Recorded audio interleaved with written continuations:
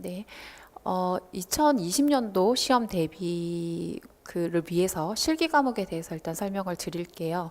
그 설명의 시간에 일단 제가 처음으로 그 시창청음이랑 화성학 응용반주가 어떤 부분에 있어서 중요하고 그다음에 얼마나 포괄적으로 넓게 준비를 하셔야 되는지에 대해서 얘기를 드렸다면, 이번에는 이제 커리큘럼과 연관을 해서 일단 다시 한번 설명을 드릴게요. 대부분의 지역들이 실기 과목들이 조금씩은 차이가 있지만 그 공통적으로 많이 시험을 보는 과목이 청음, 그 다음에 시창, 그 다음에 피아노 시험, 그 다음에 민요, 뭐 단소 요렇게 생각을 하실 수가 있고요. 그다음에 이제 별개로 수업 실현, 면접, 그다음에 경기 같은 경우 뭐 토론 이런 식으로 나눠지게 되는데, 이걸 한 과목당 이제 하나씩이라고 일단 생각을 하시면 전체 2차에서 이런 실기가 차지하는 비중이 일단 시창, 청음 분리돼서 점수를 매기는 경우가 많고요. 채점하는 경우가 많고, 그다음에 피아노 시험, 그다음에 이제 단소, 민요 이렇게까지 가게 되면 보통 5과목에서 이제 6과목. 그래서 피아노가 좀 더 세부적으로 나눠지느냐 나눠지지 않느냐에 따라서 보통은 5과목, 6과목을 시험을 친다고 생각을 하시면 되고요. 실기 과목들 중에서 이제 가장 궁금한 부분은 합격을 하려면 내가 어느 정도의 점수를 받아야 되느냐라는 부분에 대해서는 지역들마다 조금씩 다르지만 변별력이 많은 과목들이 있고요. 아니면 어떤 과목들은 모두 다 잘하는 과목들이 있어요. 근데 객관적으로 평균을 냈을 때 내가 5-6과목 중에서 한 과목 정도는 조금 중간 정도에 못 미치는 상황이 될 수는 있겠지만, 예를 들어서 나머지의 경우는 모두 중간 이상을 만드는 게 내가 실기 시험의 그 목표라고 생각을 하시면 될 것 같고요.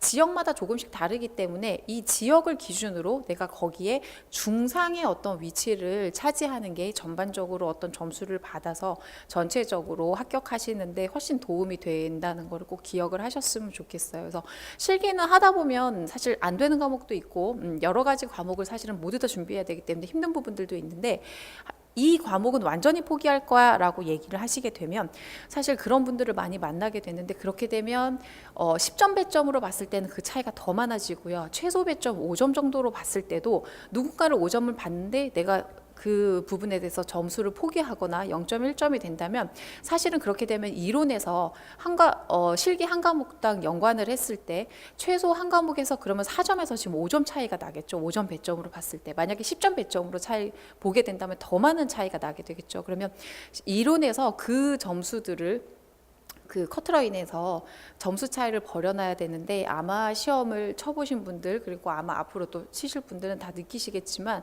이론에서 사실은 그렇게 점수 차이를 내서 그 1차에 합격한다는 게 사실은 굉장히 쉽지가 않은 일이에요. 그래서 일단 실기를 하실 때 내가 한 과목 중은 포기해야지라는 생각을 굉장히 많이 하시는데, 그렇게 되면 그 점수는 결국 굉장히 냉정하게 얘기하면 1차에서 그만큼 점수를 다 놔야 되는 거라고 생각을 하셔야 되기 때문에 가급적이면 포기하시지 않는 게 가장 좋고요. 그 다음에 내가 거기서 한 중간 정도의 어떤 점수를 받을 수 있는 정도의 노력을 하시는 게, 제가 굉장히 오랜 시간 선생님들을 지켜봤을 때 합격을 할 수 있는 그 가까이에 갈 수 있는 확률이 좀 더 높아지기 때문에, 일단 실기를 잘 배분해서 실기는 시간과 노력을 요하는 부분들이기 때문에 1, 2월부터 차근차근 계획을 하셔서 본인에게 맞는 상태로 일단 진행을 하시는 게 가장 도움이 되실 것 같아요. 자, 그럼 방문각에는 일단 그 시창청음 수업이 있고요, 화성학 수업이 있고, 그다음에 피아노 수업이 있고, 민요 수업, 그다음에 단소 수업, 실기 모든 수업이 개설돼 있고요.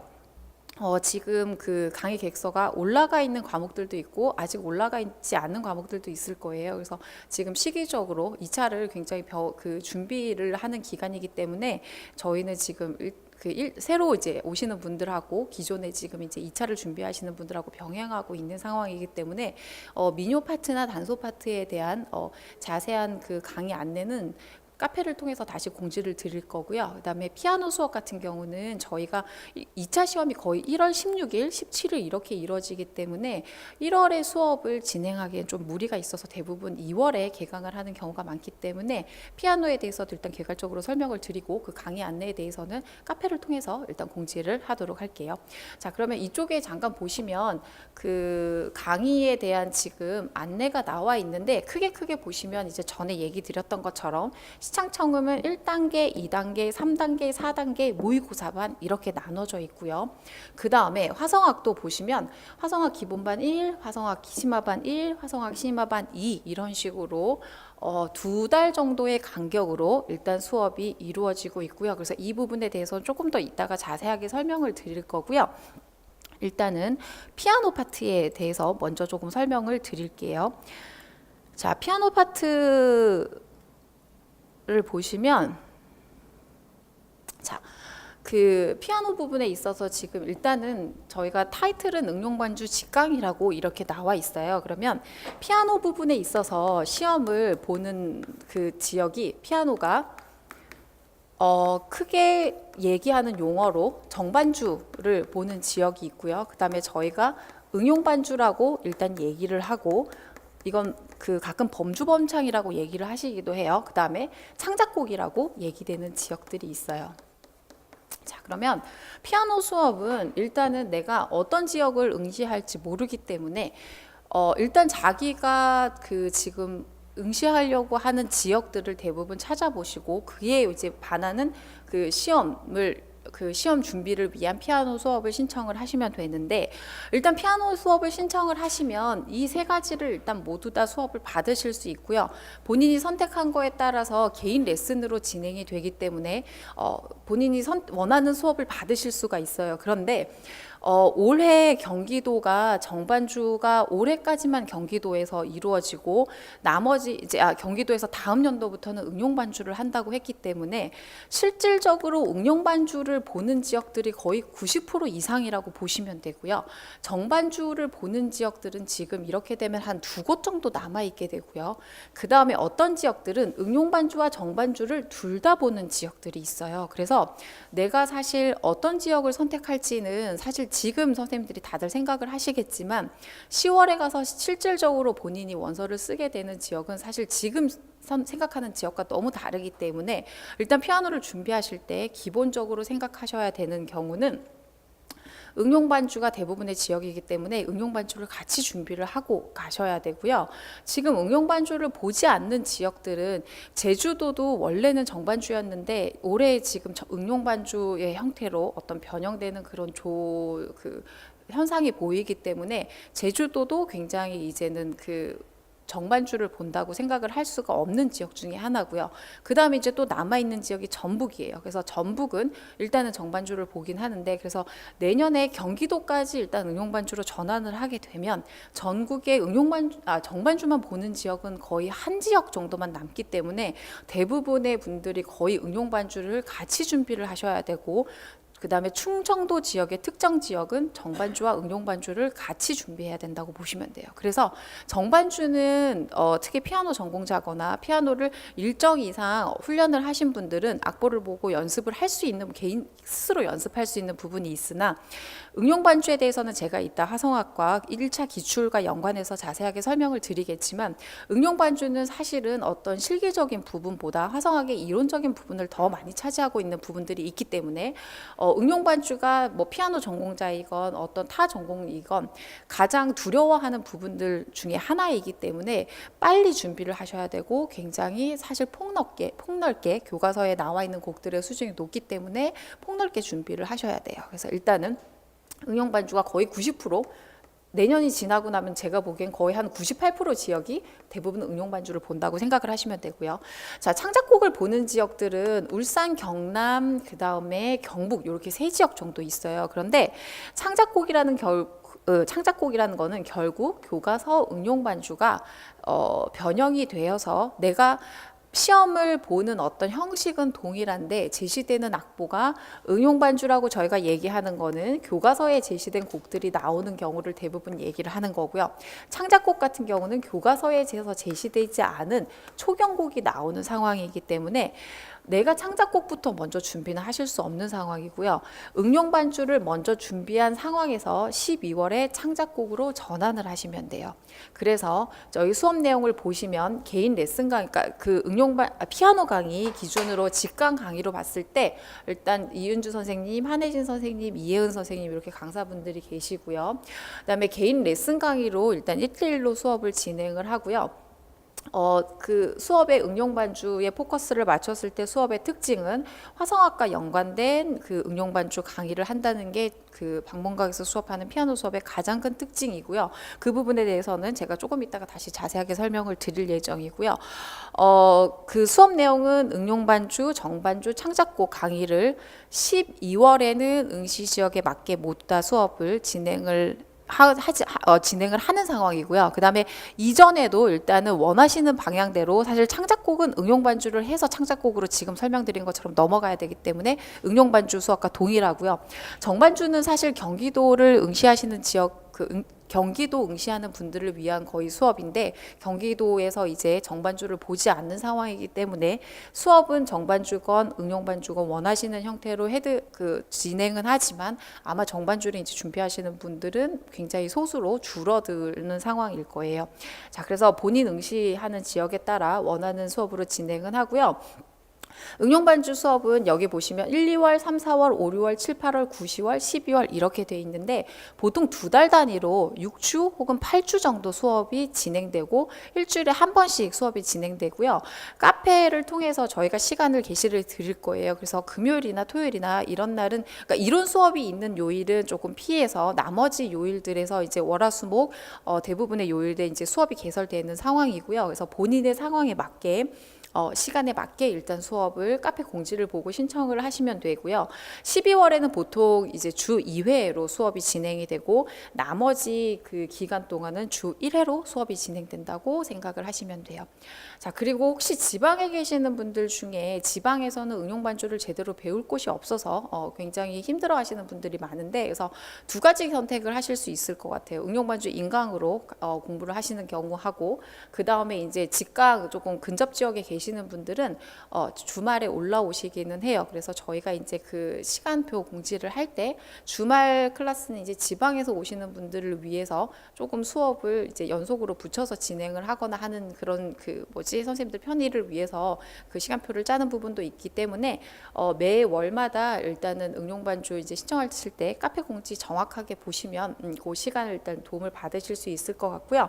교재는 보시면 응용 반주 악곡집 1권부터 5권이라고 되어 있어요. 그래서 제가 이게 왜 1권부터 5권인지는 그 2020년 대비 설명의 첫 시간에서 일단 설명을 드렸기 때문에 그 앞에부터 자세하게 일단 설명을 들으셨으면 좋겠고요.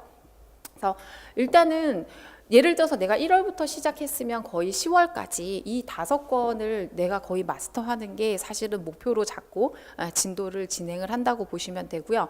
수업은 사실은 개인차에 따라서 저희가 어떤 일정 진도로 선생님들을 끌어가기는 하지만 내가 사실은 굉장히 뛰어나다거나 아니면 내가 굉장히 피아노가 불편하다거나 이런 상황이 있으신 상황은 일단 본인의 그 어떤 그 상황에 맞게 개인 레슨 수업을 진행을 하고 있기 때문에 가서 내가 너무 어려운 수업을 받게 되지 않을까? 혹은 아니면 너무 진도가 천천히 나가지 않게 될까? 이런 걱정은 하지 않으셔도 될 것 같아요. 자, 그리고 이제 직강 수업에 못 오시는 분들을 위해서 이제 응용 반주 인강 강의가 개설이 되어 있는데요. 자, 응용 반주 인강 강의는 이게 그 응용 반주 악곡집이 1권부터 5권까지 나눠져 있다고 제가 얘기 드린 것처럼 굉장히 분량이 많아요. 그래서 제가 매년 이걸 그 악곡수가 너무 많기 때문에 촬영은 할 수 없는 강의고요. 매년 조금씩 이제 촬영을 해서 이제 개설을 해놓은 강의이기 때문에 1단계부터 5단계까지 이미 다 만들어져 있는 상황이고요. 선생님들이 그 방문각 임용 온라인에 들어가셔서 이렇게 보시면 각 단계마다 그 악곡의 목차를 보실 수 있게 제가 일단은 만들어 놨거든요. 그래서 교과서에 있는 곡들이 너무 많기 때문에 주요 곡들, 그 다음에 어떤 형식의 형태를 가지고 있는 곡들, 아니면 어떤 주요 전조의 방식을 가지고 있는 곡들을 일단 먼저 추려서 1단계는 기본 이제 첫 연습이죠. 그래서 피아노가 굉장히 익숙하지 않은 분들도 그 강의를 보시면 천천히 화성 분석을 하고 그 다음에 내가 피아노 플레이를 할 수 있는 연습까지 시키면서 천천히 1단계부터 진행하고 있다고 보시면 돼요. 그래서 예를 들어서 내가 피아노 한 바이엘 100번 정도에 멈춰서 그 피아노 플레이가 아주 능숙하지 않은 상황이다라고 하시더라도 어떤 그 상황에 맞게 반주를 하실 수 있도록 일단 1단계부터는 제시를 하고 있다고 생각하시면 되고요.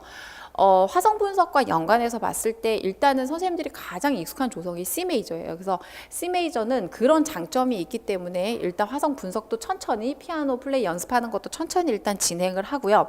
2단계, 3단계 이렇게 진행을 보시면 F 메이저 G, D, B 플랫, 그 다음에 4단계는 창작곡, 5단계는 E 플랫, A 플랫, A 메이저 이런 식으로 돼 있어서 조성 자체가 지금 조금만 제가 확대를 할게요.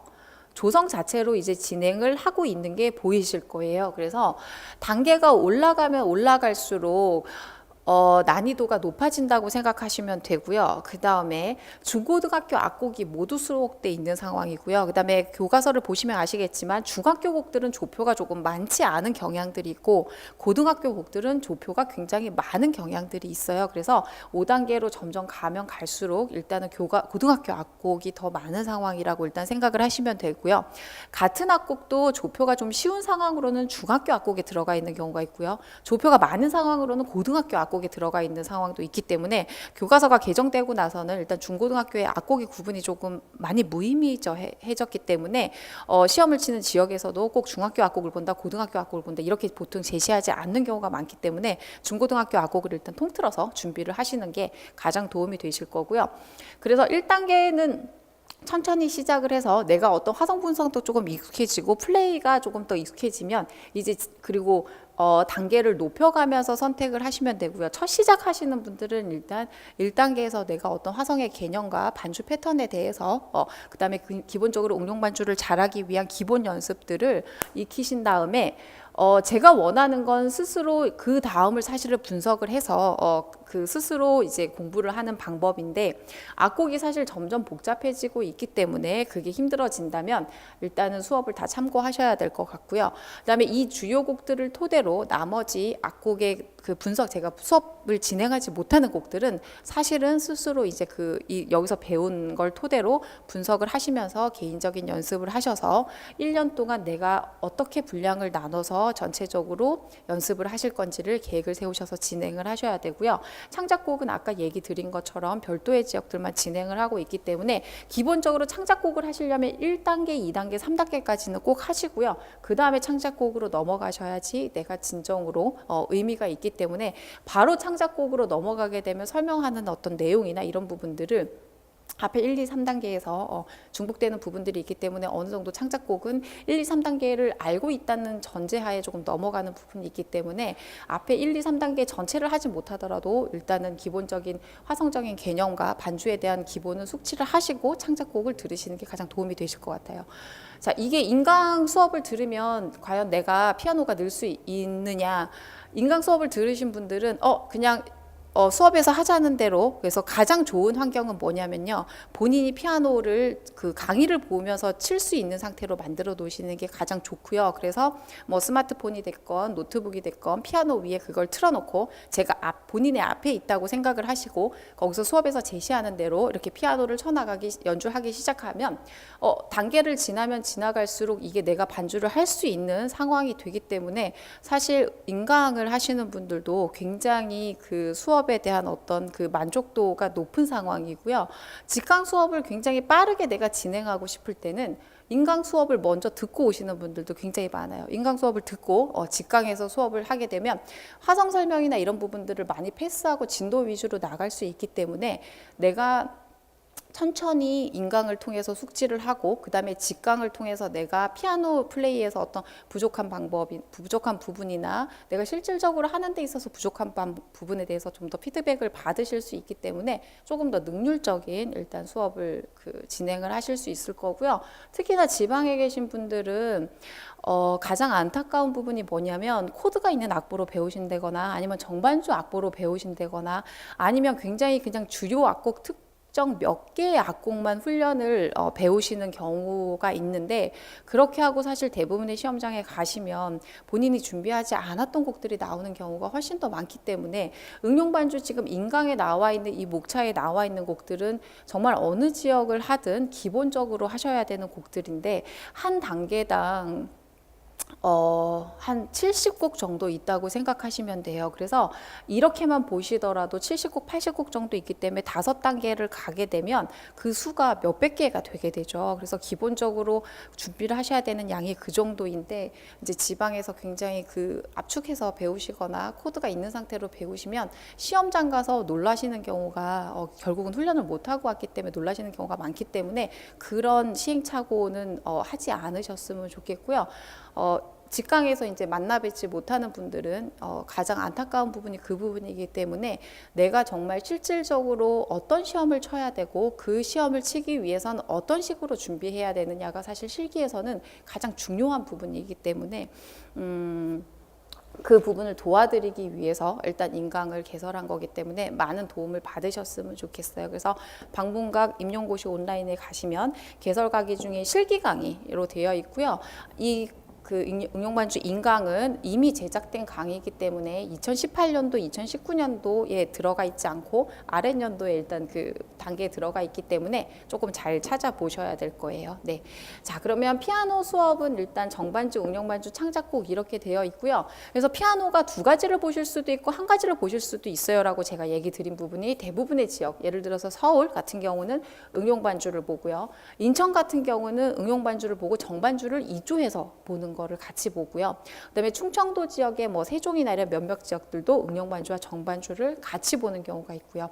이제 경기도는 얘기 드린 것처럼 이제 정반주에서 응용반주로 변경이 되었고요. 그다음에 몇몇 지역들이 응용반주에서 정반주로 변경되는 과도기적인 그 시기에 코드를 제시하는 경우가 있었어요. 예전에 강원이 이제 절반은 코드가 제시된 악보가 나왔었고 절반은 코드가 제시되지 않은 악보가 나온 경우도 있고, 이제 부산도 그런 과도기적인 경우를 겪고 있는데, 일단 내년에는 경기도는 일단 응용반주를 보고 코드가 제시된 악보라고 일단은 지금 명시는 되어 있지만 사실 아마 코드 보고도 그 훈련을 해보시면 아시겠지만 내가 화성적인 어떤 개념이 없는 상태에서는 코드만 있다고 해서 사실 이게 도움이 되는 부분이 아니기 때문에, 그리고 대부분 그런 지역들이 한 2년 정도 지나게 되면 결국 코드가 없는 지금 서울의 형태에서 시험을 보는, 대부분의 지역에서 시험을 보는 형태로 전환이 되기 때문에 코드에 너무 정말 의지하지 않으셨으면 좋겠고요. 그렇게 훈련을 하게 되면 사실 어떤 응용반주에 진짜 배워야 되는 부분은 배우지 못하고 사실은 진행되는 부분이기 때문에 기본적으로 코드가 없는 응용반주의 형태로 일단 배우시는 게 가장 좋은 형태라고 생각을 하시면 되고, 지금 얘기 드린 어떤 예외 지역을 제외하고는 나머지는 거의 응용반주만 본다고 생각을 하시면 될 것 같아요. 자, 그러면 일단 피아노 설명은 여기까지 하고요. 그 다음에 이제 시창청음과 화성학으로 한번 넘어가 볼게요.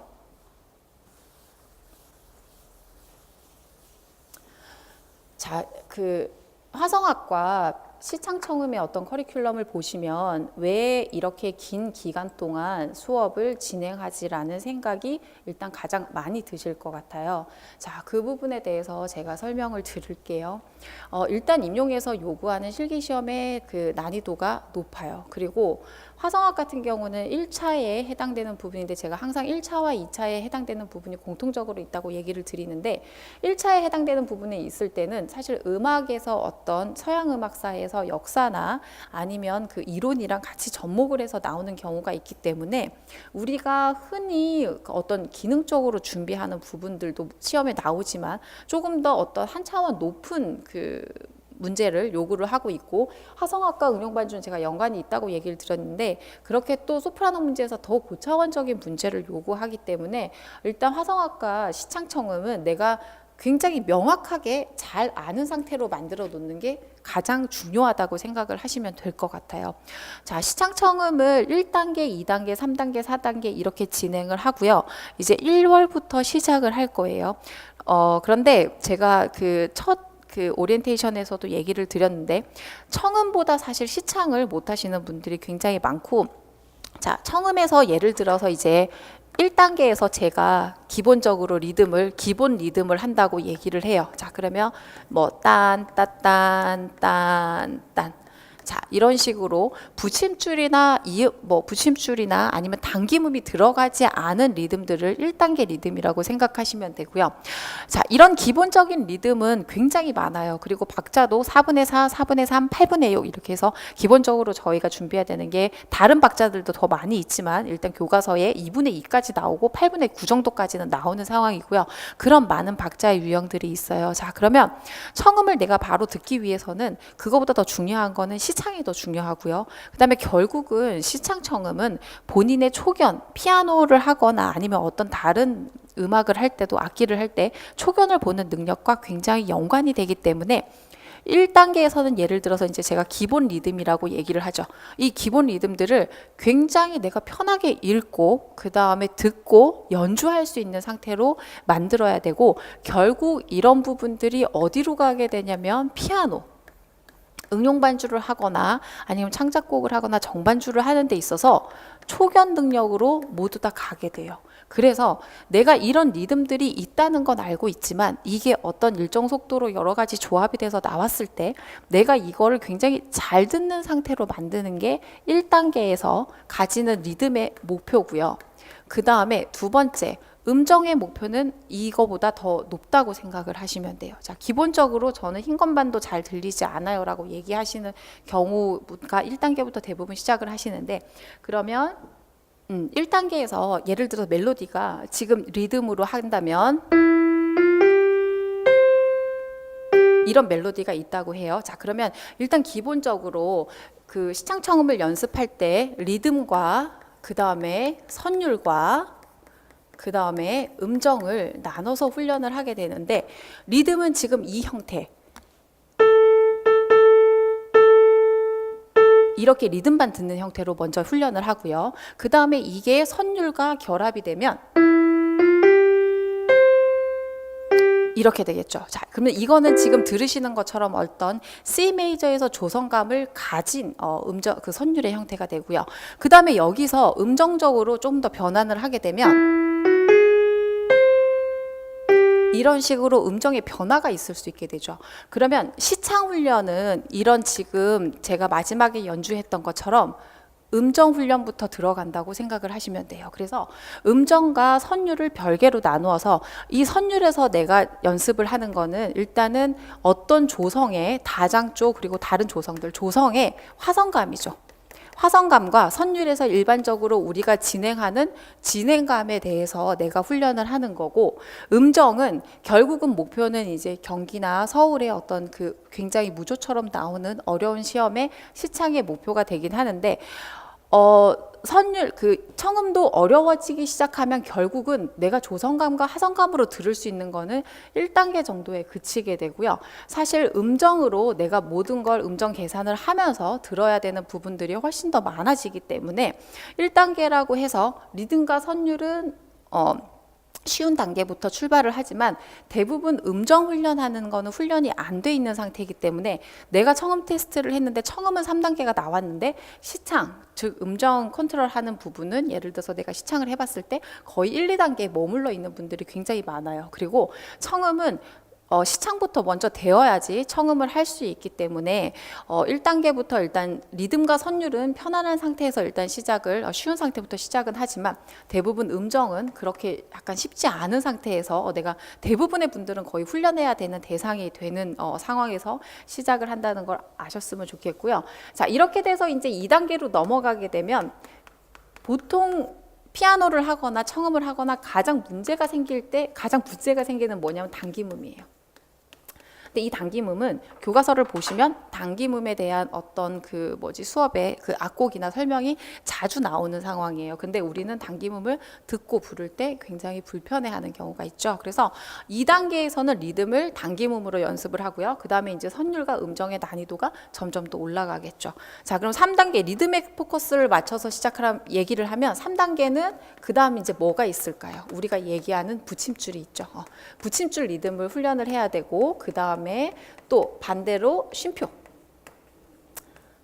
리듬을 훈련을 하겠죠. 그래서 각 단계마다 이렇게 오랫동안 연습을 해야 될까? 내가 정말 시장 청음을 잘하기 위해서는 자신에게 맞는 단계에서 시작해서 꾸준히 하시는 게 가장 중요하고요. 4단계에서는 이제 이 단계문과 붙임줄과 이제 모든 어떤 음정적인 부분이 모두 이제 복합돼서 나온다고 생각을 하시면 되고, 모의고사반은 저번에 설명을 드린 것처럼 시험 난이도가 있기 때문에 거의 대부분 3단계 혹은 4단계 이상의 수준에서 일단 수업을 진행을 한다고 생각을 하시면 될 것 같아요.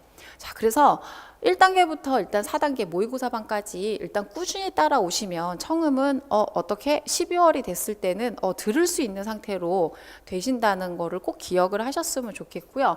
일단 이렇게 긴 시간 투자를 하셔야 되는 건 맞는데, 긴 시간 투자를 하고 나면 분명히 얻어지는 게 있을 거고요. 제가 항상 얘기 드리지만 1단계, 2단계에서 하시다가 멈추시는 분들 굉장히 많거든요. 이렇게 되면 사실은 청음은 어떤 일정 수준을 만들고 나면 내려가지 않는데, 대부분 1단계, 2단계에서 맴돌고 계시는 경우가 있어요. 그래서 가급적이면 직강 단계에 맞춰서 일단 시작을 하셔서 꾸준히 따라오셨으면 좋겠어요. 자, 그러면 일단 시장청음 설명은 여기까지 하고요.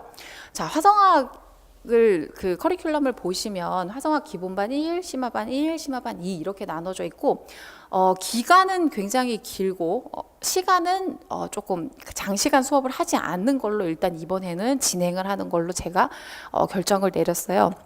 자, 그 이유는 제가 첫 시간 오리엔테이션에서도 잠깐 얘기를 드렸는데, 화성학을 1, 2월에 빨리 어떤 진도를 나가고 나면, 3, 4월에 진도를 나가고 나면 보통 5, 6월이 지나고 나면 대부분의 공백기가 생기고요. 그 다음에 7, 8월에 문제풀이반이나 9월에 모의고사반에 들어가게 되면, 그 시점이 되면 상반기에 내가 배웠던 화성학을 잊어버리는 경우가 굉장히 많아요. 그리고 앞서 제가 오리엔테이션에서도 얘기를 드렸지만, 이론에 너무 그러니까 어떤 개념에 대해서 치중을 하다 보면 내가 실질적으로 문제에 적응할 수 있는 어떤 그런 능력을 만드는 부분에 대해서 포커스가 조금 멀어지는 부분들이 있고요.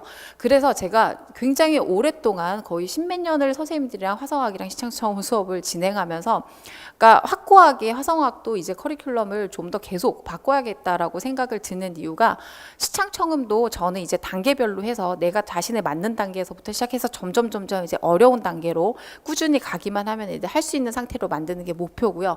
화성학이 중도 포기가 굉장히 많은 과목 중에 하나인데, 첫 번째는 굉장히 쉽게 수업을 하는 게 목표고요. 그다음에 이제 두 번째는 이 화성학을 한번 배워서 어떤 일정한 기간이 지나도 잊어버리지 않는 상태로 만드는 게 목표죠. 그래서 가깝게 봤을 때는 내가 1, 2, 3, 4월에 예를 들어서 화성학을 배워서 11월 말에 결국 시험을 쳐야 되는데, 그때까지 잊어버리지 않는 게 목표고요. 그 다음에 제가 수업을 하는 방식으로 수업을 따라오시면 대부분 몇 년이 지나도 잊어버리지 않기 때문에, 예를 들어서 저는 대학원에 가서 분석 수업을 하는데 그게 너무 재밌어졌어요 라는 얘기나, 화성학을 배우고 나니 어떤 그 음악적으로 사용할 수 있는 부분이 굉장히 많아요 라고 얘기하시는 경우가 많기 때문에, 조금 더 실질적으로 선생님들한테 도움을 드릴 수 있는 수업 방향으로 일단 진행을 하려고 하다 보니 1, 2월, 3, 4, 5월, 그다음에 6, 7, 8월까지 일단 시간을 나누어서 일단은 진행을 하게 되었고요. 그 다음에 그 하는 시간만큼은 정말 집중을 해서 일단 반복적으로 들으시면, 일단 화성학 수업을 들었을 때 이해가 안 된다거나 수업에 따라오지 못하는 어떤 부분은 거의 없다고 보시면 돼요. 그래서 첨삭은 제가 직강이나 인강은 모두 진행을 해요. 첨삭은 직접 제출을 하시면 일단 피드백을 드리고요. 그 다음에 인강은 공지된 것처럼 메일로 화성학 첨삭 보내시는 메일로 보내시면 제가 피드백을 해드리는데, 사실 화성학이라는 게 본인이 알고 넘어가서 스스로 점검해서 내가 어떤 답을 도출하는 게 사실 굉장히 중요하기 때문에 첨삭을 해드리지만, 사실은 나중에 선생님들이 그 피드백 자체도 거의 불필요하다고 느끼실 정도로 화성학 수업을 위해서 별도로 교재를 만든 상황이고, 그 교재를 푸시다 보면 제가 수업 중에 다 설명을 해드리기 때문에 사실은 사성의 어떤 특정 그 부분을 제외하고는 첨삭이 거의 필요 없는 상황으로 그러니까 되는데, 이 얘기를 드리는 이유는 수업에서 그만큼 수업만 충실히 따라오시면 화성학을 포기하지 않고 첨삭을 받지 않아도 내가 스스로 알 수 있는 상태로 발전하는 상태로 만들어 드리는 게 제가 최선 화성학에서 가장 목표로 삼고 있는 부분이기 때문에, 충분히 따라오실 수 있다라는 걸 얘기 드리기 위해서 이 얘기를 드리는 거고요. 그다음에 내가 더 필요하고 부족한 경우는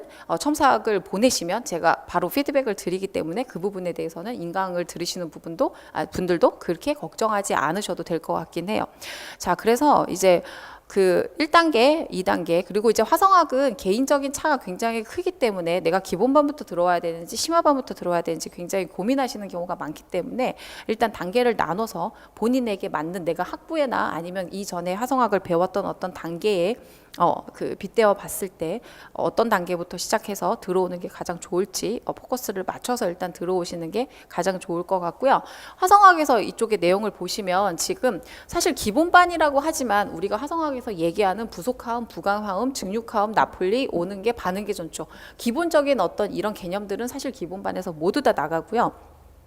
응용 반주를 하는 기본 이론에 대해서도 같이 설명을 드릴 거예요. 그래서 요 앞에 4가지에 해당되는 부분은 우리가 1차 시험과 연관을 해서 봤을 때 굉장히 빠르게 풀어야 되는 문제. 그러니까 네모 박스가 나오고 나서 제가 일단 기출을 보여드릴 텐데, 네모 박스가 나오고 나서 이 화성의 성격이 뭐냐라고 물었을 때 이 4가지 경우에 대해서 굉장히 제가 그 앞서도 얘기했지만 빠르고 정확하게 풀어야 된다고 얘기를 드렸거든요. 그래서 그렇게 단편적으로 어떤 그 문제에 대해서 내가 틀리지 않도록 일단 준비하는 단계라고 생각을 하시면 되고요. 응용 반주 기본 이론 단계는 이제 1차에서 조금 더 이제 분석적으로 연관이 되고, 그다음에 응용 반주에서 하는 부분에서도 이제 분석적으로, 그래서 결국은 화성학에서 소프라노 문제죠. 소프라노 문제를 교과서 악곡과 연계를 해서 2차 응용 반주에 내가 쓸 수 있도록 만드는 상태. 그다음에 1차 이론 시험에서 나오는 그 우리가 형식, 결국은 마지막 목표는 음악 형식이나 분석이 되죠. 그런 문제를 대응할 수 있도록 일단 기본적인 화성 진행을 배우는 거라고 생각을 하시면 되고요.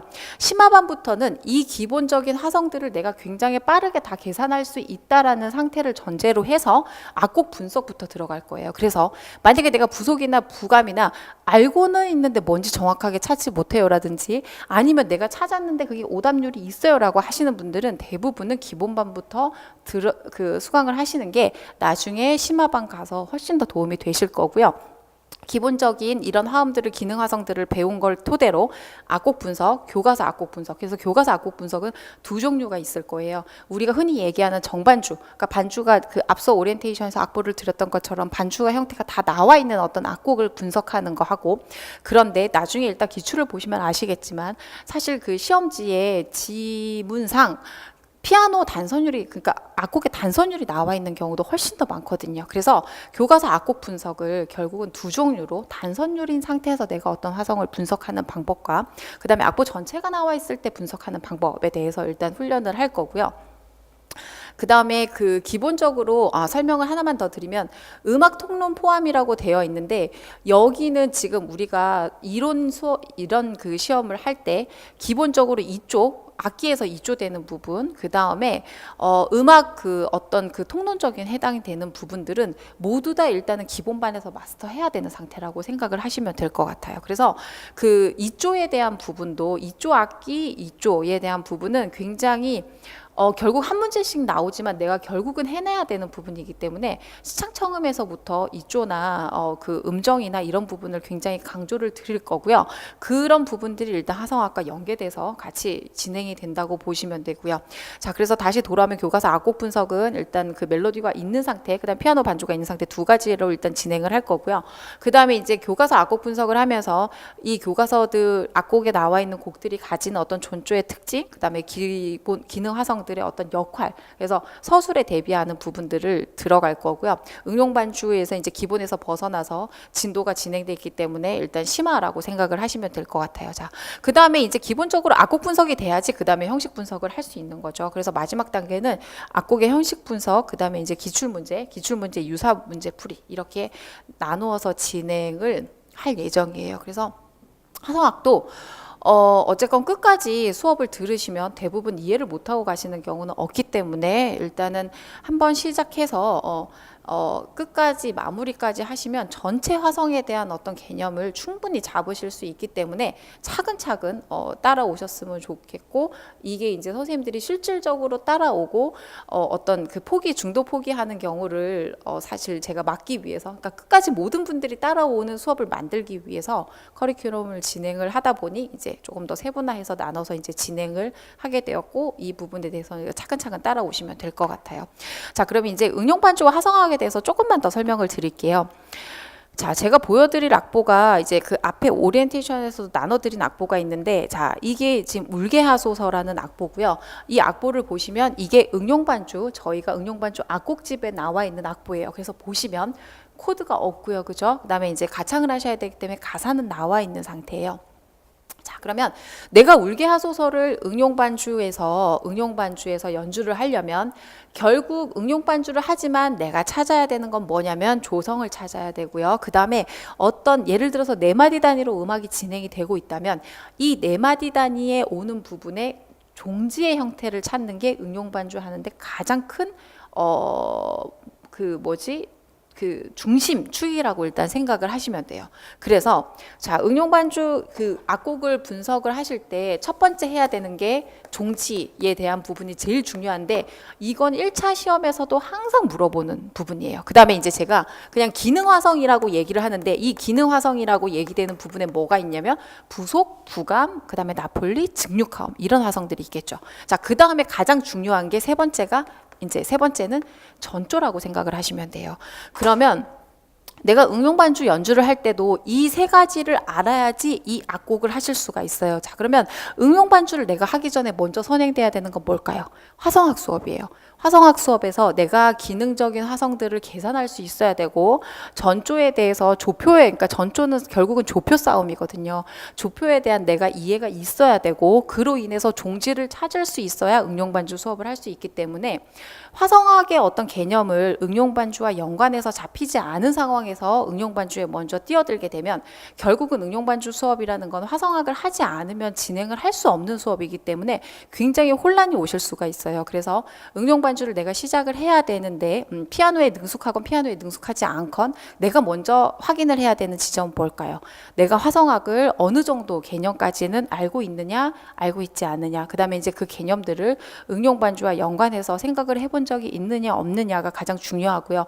그래서 제가 1, 2월에 화성학 수업을 먼저 시작을 하고 응용반주 수업을 2월 정도에 개강을 하는 이유는 저희 2차 이제 실기 준비 때문에 이제 어떤 강사분들의 일정도 있고 저의 일정도 문제는 있지만, 사실 더 중요한 부분은 화성학을 하지 않고 응용반주 수업을 하게 되면 그만큼 그 개인 레슨 시간에 화성학에 대한 설명을 더 많이 들어야 되고, 그러면 진도를 나가는데 무리가 있게 되고, 화성학의 개념이라는 거는 사실은 한두 번 들어서 사실 금방 누구나 알 수 있는 개념이 아니라, 어떻게 보면 여러분들이 응용반주를 어려워하는 만큼 가장 화성학에서 중심 개념이고 어려운 개념이라고 생각을 하시면 돼요. 그래서 그 개념을 익혀간 상태에서 응용반주를 시작해야지 훨씬 더 흡수를 잘 하실 수 있기 때문에 그 화성학 수업을 1, 2월에 진행을 하는 이유가 여기에 있다고 보시면 돼요. 자, 그러면 이게 울게하소서 그 응용반주 악곡집에 있는 악곡이고요. 이번에 2019년도 기출을 잠시 볼게요. 자, 2019년도 기출을 나중에 이제 자세하게 한번 보시겠지만, 여기 지금 얼핏 보셔야 되는 거는 악보를 보시면 여기 지금, 자, 이게 결국은 모차르트의 세레나데가 나와 있는데 1악장이 나와 있는데 빰빠빰 빠빠빠빰빰빰 이렇게 돼 있어서 결국은 단선율만 나와 있어요. 그러면 나중에 기출문제 하면 이걸 설명을 드리겠지만, 이 악곡을 했을 때 작성 방법에 대해서 지금 여기 나와 있는 게 주제와 주제의 조성 관계를 고려해서 제시부, 발전부, 재연부 순서에 따라 배열을 하라고 되어 있고, 그 다음에 기호를 활용해서 부분의 특징을 으뜸조와 주제와의 관계를 중심으로 각자 서술을 하라고 하는 거예요. 자, 그러면 내가 이 문제를 풀려면 뭘 알아야 될까요? 첫 번째는 기본적으로 소나타가 제시부, 발전부, 제연부로 되어 있다는 건 모두 다 알고 계세요. 그죠?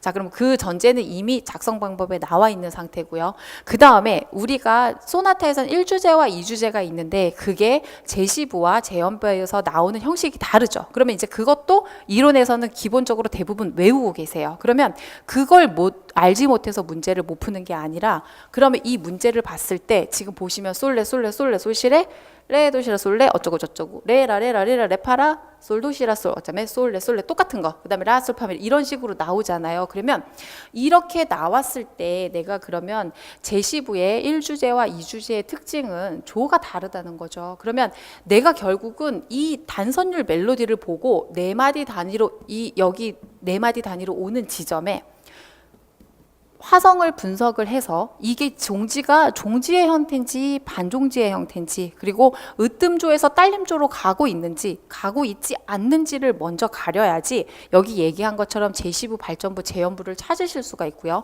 그 밑에 서술도 할 수 있는 상태가 되는 거죠. 그래서 제가 계속 강조를 드리는 게 이게 전체가 제시된 피아노 악보 전체가 제시된 거를 보고 분석을 하는 거는 다른 패턴으로 나오기 때문에 다시 설명을 드릴 거고요. 대부분의 어떤 문제들이 1차의 응용 반주가 엄청난 연관이 있어요라고 얘기를 드리는 거는 지금 이 형태처럼 단선율의 악보를 제시를 하고 예전 2017년도인가 2016년도 하이든 소나타 뭐 이런 경우처럼 결국은 종지의 형태를 분석해서 그 형식을 찾아가는 형태이기 때문에 내가 단선율의 악보에서 그 화성을 분석하는 훈련이 되어 있지 않으면 악보를 보는 것 자체가 굉장히 불편해지겠죠. 그렇죠? 그래서 답을 그 악보를 보고 내가 종지를 찾지 못해서 결국은 답을 도출하지 못하는 경우가 훨씬 더 많아지게 돼요. 자, 그다음에 또 문제 패턴 하나만 화성학과 연관된 패턴을 한번 볼게요. 자, 여기 지금 문제를 보시면 슈베르트의 연가곡 백조의 노래가 나와 있고요. 슈베르트나 슈만의 가곡은 교과서에 굉장히 많이 실려 있기 때문에 굉장히 많이 나오는 곡들 중에 하나예요. 응용 반주할 때도 사실 화성적 어떤 구조나 곡의 구조가 굉장히 까다롭기 때문에 우리가 그 응용 반주를 하는 데 있어서 가장 어려워하는 부분들 중에 하나긴 한데요.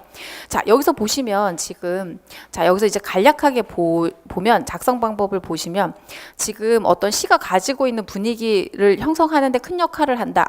음악 기법에 대해 서술할. 그러면 이 부분은 1차 이론에서 어떤 각 악곡의 특징이죠. 그 다음에 어떤 서양 음악에 있어서 화성적인 특징을 같이 이제 기억을 하고 계시면서 일단 서술을 하셔야 되고요.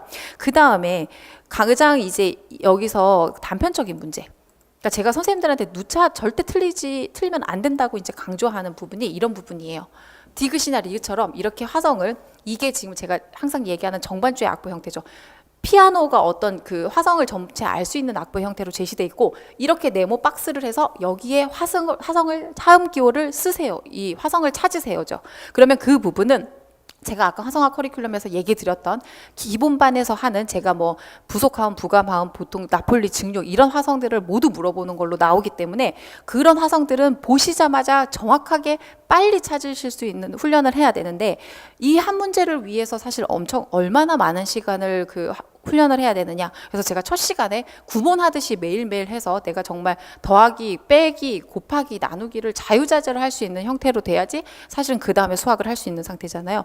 음악도 거의 마찬가지라고 생각하면 돼요. 그래서 이렇게 단편적으로 화성의 성질을 물어보는 그 문제들은 거의 화성학 기본반에서 내가 끝나는 거라고 생각을 하시면 되고 내가 이 화성을 봤을 때 찾지 못한다. 그러면 대부분 찾았는데 아니면 오답이 있다 하는 경우는 기본반부터 거의 다시 시작을 하셔야 되는 단계라고 생각을 하시면 돼요. 그래서 문제가 이렇게 좀 복합적으로 나온다는 거를 얘기를 드리고 싶었고요. 자, 그래서 A반은 일단 지나가고요. 그 다음에 일단 지금 대입법적인 문제도 있는데 일단 이 문제는 넘어갈게요. 자, 그렇게 해서 이제 두 번째 시간 B형으로 한번 가볼게요. 2019년도 B형으로 제가 B형을 들었었나요? A형, B형 가볼게요.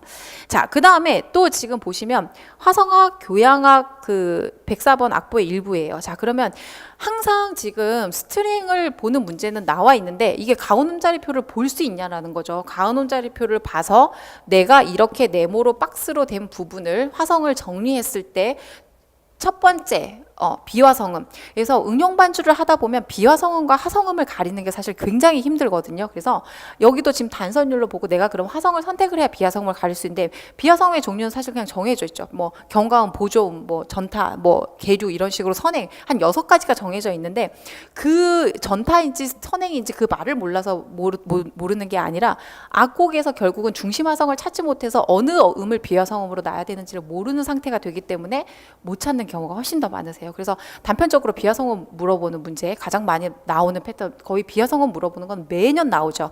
그 다음에 화성의 여기 지금 니은에 해당되는 화음의 성질을 쓰라고 되어 있는데, 그러면 비올라 자리는 가온 음자리표로 보고 첼로는 낮은 음자리표에서 화성을 정리를 해서 내가 조성을 메이저인지 마이너인지 찾아서 이게 지금 무슨 화성인지를 찾는 거죠. 이것도 화성학 기본반에 해당되는 굉장히 단편적인 문제 중에 하나죠. 그렇죠? 자, 그 다음에 이제 두 번째 다른 문제들은 일단 넘어갈 거고요. 자, 그 다음에 보시면 레치타티브 악보예요. 이 아리아 악보가 이게 지금 울게하소서 악보가 나와 있는 거죠.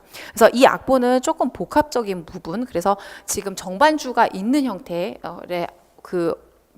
악보와 그 다음에 지금 어떤 단선율만 나와 있는 형태, 그리고 문제를 물어보시면 울게하소서를 분석할 때 항상 음악의 서양 음악사에서 음악 형식을 얘기할 때 얘기하게 되는 형식이 있어요. 그래서 그 형식에 대해서 지금 일단 작품에 대해서 물어보는 거, 그 다음에 형식에 대해서 물어보는 거가 일단은 나와 있고요. 그 다음에 이제 요 문제는 조금 더 음악적으로 가 있는 게 더 많죠. 근데 사실 그 울게하소서 같은 경우는 이제 나중에 분석을 해보시면 조성적으로 굉장히 복합적인 어떤 형태를 가지고 있어요. 장단조를 계속 왔다 갔다 하고 있고 여러 가지 전조의 형태를 가지고 있기 때문에 이제 여기서 더 발전해서 조금 더 화성학적으로 가면 그 전조에 대해서 물어보는 상황도 되는 거죠. 그래서 제가 어떤 정반주의 악보, 위에 나와 있는 정반주의 악보과 아래 나와 있는 응용반주의 악보 형태를 둘 다 보실 수 있는 상태가 돼야 된다고 강조를 드리는 게 다 이런 부분들 때문에 일단 얘기를 드리는 거고요.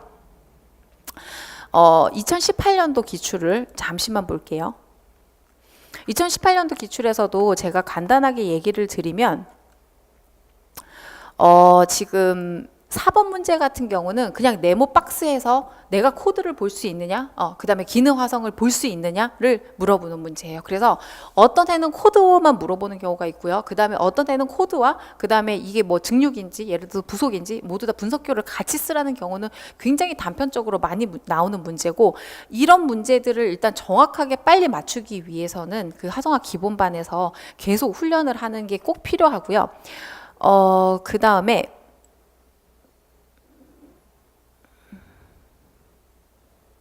화성학적으로 일단은 조금 더 나와 있는 문제를 보시면 지금 B형 문제를 잠깐만 볼게요. 자, 여기서도 보시면 지금 교향곡의 일부고 화음 기호를 쓰라고 나와 있어요. 그죠? 여기에 지금 보시면. 그래서 이게 사실 가장 화성학의 기본적인 문제라고 생각을 하시면 되고요. 이 정도로 나왔을 때 사실은 이건 난이도가 굉장히 낮은, 그러니까 복합적이지 않고 사실 단편적으로 이게 화성이 뭐냐라고 물어보는데, 사실 이런 문제의 답을 도출할 때 틀리시는 경우가 굉장히 많아요. 잠깐 실수를 하거나 잠깐 잘못 생각하거나 아니면 시간이 없다거나. 그래서 제가 이제 1차에서 굉장히 빠르게 해야 된다고 계속 강조드리는 부분은 이런 부분 때문에 강조를 드리는 거고요. 그 다음에 이제 두 번째로 그 화성적인 그 이외의 기출들을 조금 더 보시게 된다면 울게하소서처럼 이런 단선율의 어떤 멜로디가 나온 상태에서 여기에 맞는 화성을 선택을 하라고 한다든지, 아니면 종지를 연관을 해서 어떤 형식에 대해서 서술을 하라고 한다든지, 사실 이런 문제들이 굉장히 많이 나오기 때문에 기본적으로 첫 번째는 일단 기능 화성들에 대해서 굉장히 빠르게 찾을 수 있고, 그 다음에 이제 전조의 종류에 대해서도 굉장히 앞으로 뭐 2017년, 2016년 이렇게 가시게 되면 전조에 대해서 굉장히 많이 물어봐서 그 반응계 전조, 어떤 공통화음을 통한 5등계 전조, 뭐 굉장히 많이 나란한 전조, 아니면 나란한 조로 전조, 같은 으뜸음 전조, 교과서에 나오고 있는 악곡들의 어떤 전조 형태는 모두 다 물어보는 형태가 되기 때문에 기본적으로 어떤 기능 화성들은 빨리 계산하실 수 있어야 되고, 전조는 조표와 연관돼 있기 때문에 그건 피아노 치는 부분하고도 연관돼 있고, 내가 시창을 할 때 어떤 조성을 감을 잡는 부분도 연관돼 있기 때문에 소리로도 그 다음에 어떤 이론적으로도 꾸준히 연습을 하셔야 되는 부분이고요. 그 다음에 이제 종지와 연관해서 형식으로 가는 부분은 더 화성학으로 심화돼서 1차 문제가 복합적으로 나오면 나올수록 일단은 꼭 내가 해결해야 되는 부분이라고 생각을 하시면 되고요. 사실 이렇게 소프라노만 나와 있는 게 화성학 사성에서 소프라노 문제죠. 그래서 사성을 내가 메꾸고 풀이하고 이렇게 포커스를 맞추기보다는 내가 이 멜로디를 보고 화성을 선택하는 거죠. 화성학 사성 소프라노 문제에서 내가 화성을 선택하는 것까지가 일단 가장 중요한 임용에선 포커스라고 보시면 되고, 이게 결국은 응용 반주이기 때문에 제가 화성학의 어떤 기본 지식 없이 응용 반주 수업을 하기 힘들다고 얘기를 드리는 부분이 이 부분이에요. 그래서 항상 강조를 드리는 게 1차와 2차를 나눠서 하시지 마시고, 화성학 같은 경우도 결국은 이게 깊게 들어가서 보면 1차와 그 다음에 2차에서 응용 반주 두 가지 부분을 가지고 있기 때문에 이 부분에 대해서 대응할 수 있도록 일단 준비를 하셔야 되고, 그래서 폭넓게 제가 1차 이론을 배우더라도 그 화성학 응용 반주에서 내가 그 소프라노를 선택하는 부분에 대해서 계속 화성학 기본반부터 설명을 드리고 가는 이유는 2차에 결국은 이렇게 악곡 수준이 높은 곡들에 내가 화성을 선택해야 되는 시점이 되기 때문에 얘기를 드리는 부분이에요. 그리고 이제 창작곡은 이런 교과서의 곡들이 조금 더 변경되어서 이제 형식 같은 경우나 전조 형태는 그대로 가지고 가지만 멜로디가 처음 보여주는 멜로디이기 때문에 내가 음악에 있어서 어떤 초견 능력이 굉장히 중요하게 그 부각되는 부분이고, 시창 체험에서도 마찬가지로 초견이란 부분이 굉장히 중요하게 부각되는 부분이기 때문에 일단 그 부분에 대해서 꼭 폭넓게 준비를 하셨으면 준비를 하시는 게 좋을 것 같아요. 자, 이제 수업을 이제 점점 진행을 하면 이제 이 부분들을 모든 걸 복합적으로 수업을 진행을 하다 보니 실질적으로 이제 선생님들에게 이제 어떤 그 소리를 내고 노래를 부르고, 그 다음에 그 학원에 있는 그 이론 화성학 시간에도 그 작은 건반을 이용해서 일단 뭐 왼손 그 화성을 찾는 피아노 훈련부터 하고, 이런 식으로 굉장히 수업을 복합적으로 지금까지 하시지 않았던 방식으로 수업을 진행을 하는 이유는 굉장히 오랜 시간 지켜보면서 임용시험이 복합적인 능력을 원하고 있고, 그 다음에 그에 대응하기 위해서는 하나만 하게 되면 결국 다른 게 불편해지는 거죠. 예를 들어서 시창을 잘 못하게 되면 민요를 할 때도 굉장히 불편해지세요. 그리고 민요 같은 경우는 사실은 제시된 악보가 크게 없는 상황에서 부르는 사람에 따라 다 이조가 되는 상황이기 때문에 아마 이게 민요 수업을 시작하면 어떤 얘기인지 이해가 되실 거예요. 민요는 대부분 체보로 이루어지는 경우가 있기 때문에 어떤 조성의 악보라기보다는, 예를 들어서 이 플랫의 악보를 보고 내가 불러주시는 분이 그냥 F로 그냥 키로 부르게 되면 그 키에 맞춰서 부르게 되는 거죠. 그래서 사실은 어떻게 보면 더 무반주로 그 어떤 시창 능력이 필요한 게 그 민요에 가게 되고, 그 다음에 시창 청음을 할 때 어떤 내가 리듬에 대한 기본적인 능력은 장구 치는 능력으로 대부분 연관이 되게 돼 있어요. 그래서 굉장히 넓게 봤을 때 이 모든 게 결국은 가장 중요한 부분은 초기화인 부분이고, 내가 음악을 읽고 그 다음에 듣고 그 다음에 그거를 노래하고 피아노를 칠 수 있고 그 다음에 내가 어떤 곡을 분석할 수 있는 상태로 만들어야 되기 때문에 생각보다 좀 더 깊이 있는 상태로 가셔야 되고, 그 부분을 위해서 제가 조금씩 단계를 진행을 하면서 수업을 들으시는 분들이 그렇게 부담스럽지 않게 누구나 수업에 참여를 하면 마지막까지는 일단 따라오실 수 있는 상태로는 만들어 드리기 때문에 너무 그게 두려워하거나 고민하지 않고 일단 자신에게 맞는 단계에서 꼭 시작을 하셨으면 좋겠어요. 자, 이 다음에는 이제 시창청음 수업이나 응용반주 수업이 어떻게 진행되는지 일단 조금씩 제가 또 이제 오픈 강의로 알려드릴 거고요. 그 다음에 이제 더 강의가 궁금하신 분들은 온라인에 들어가시면 모든 과목의 첫 시간은 대부분 이제 무료 강의로 강의를 보실 수 있게 만들어 놨기 때문에 실기를 어떤 접하기 전에 그 선택을 하셔야 되는 분들은 온라인 강의에 가셔서 일단 그 저희 실기 오리엔테이션도 있고 여러 가지 뭐 프리스쿨도 있고, 그 다음에 각 개설된 강의에 오픈 강의도 많기 때문에 꼭 조금씩 이렇게 참고를 하셔서, 대부분 그 얘기를 들으면 이제 한 맥락으로 연결이 되기 때문에 참고를 하시고 1월 수업에 오시면 훨씬 더 도움이 되실 것 같아요. 네. 자, 이번 시간은 여기서 마칠게요.